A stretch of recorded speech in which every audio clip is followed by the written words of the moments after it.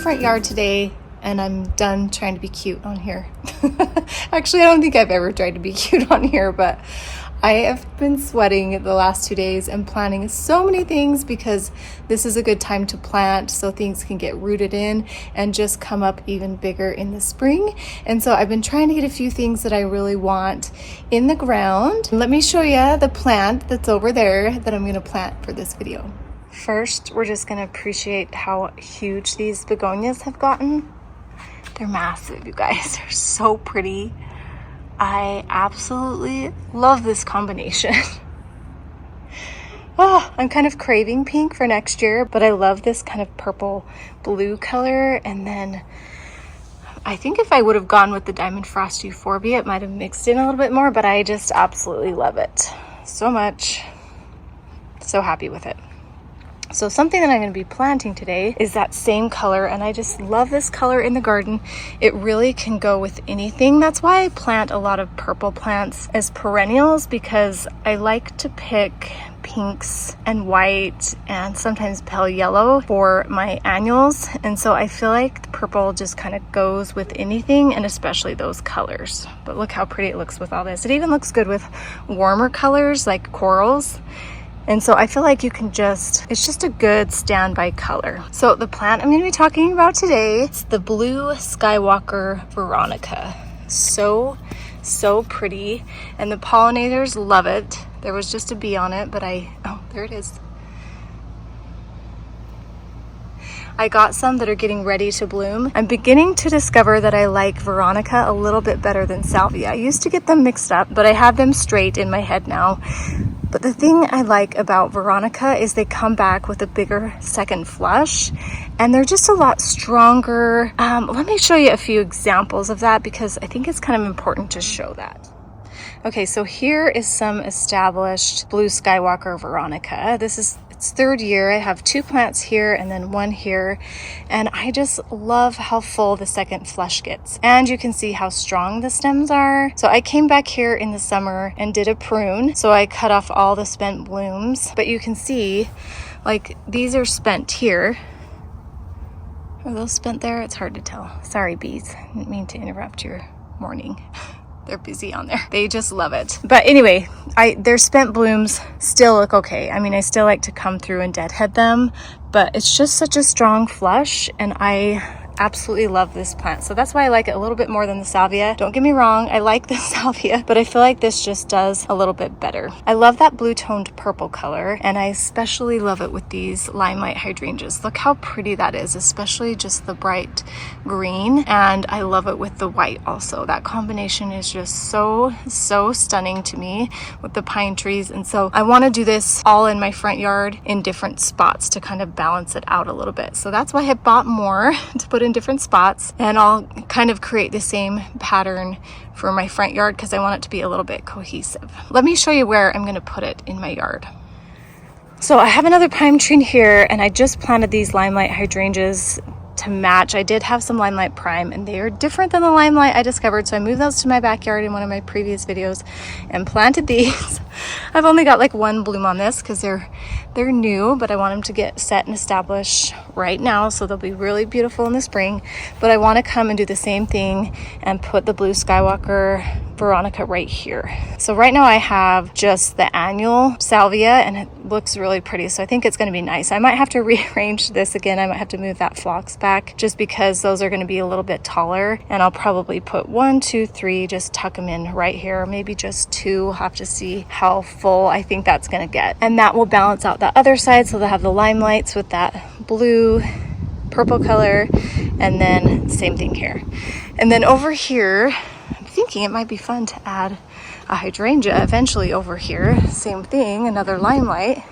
It might get too crispy here though. I'm gonna do the same thing here. I have annual Salvia. Look how pretty that looks. Looks good with any color, like I mentioned, hot colors, cool colors.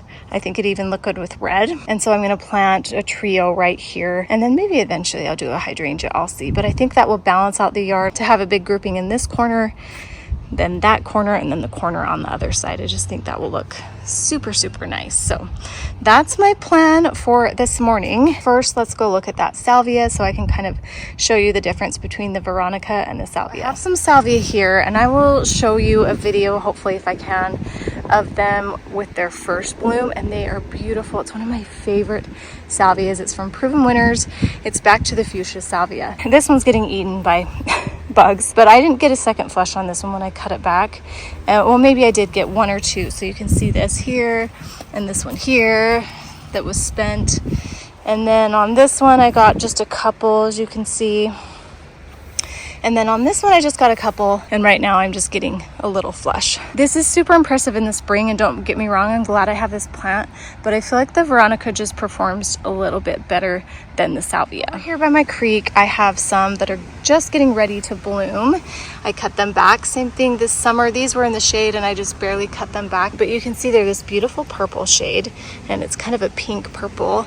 And these, I believe, are the Purple Leia, same kind of group of Veronica, but this is just going to be full of flushes. I just recently moved these and put them all together so they're one big grouping, and I think that's going to be so much better here for them, and it will make such a big impact having them all together. So let me just give you a view here of where they are.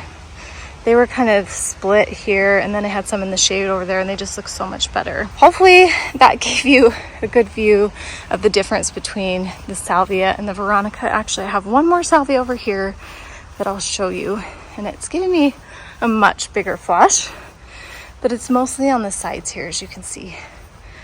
And it's so pretty, and I do like the leaf, so it doesn't matter, especially if I have a lot of annuals in here. I like just all the leaves, but that's its second flush, so not quite as impressive.